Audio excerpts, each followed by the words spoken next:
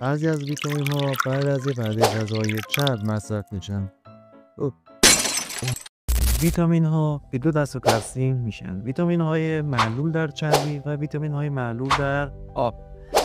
ویتامین های معلول در چربی مثل ویتامین های کا، ای، آ و دی. وقتی که ویتامین ها معلول در آب هستن مثل تمام ویتامین های گروه بی و ویتامین سی.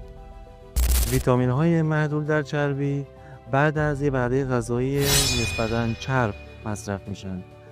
علتش هم اینه که این ویتامین ها از طریق چربی مواد غذایی حل میشوند و از طریق سلولهای چربی جذب و توسط روده کوچک در جریان خون توزیع میشود. اما اگه این ویتامین ها فقط با آب خورده شه هیچ تأثیری نداره و سریع از طریق کلیه دفع میشه.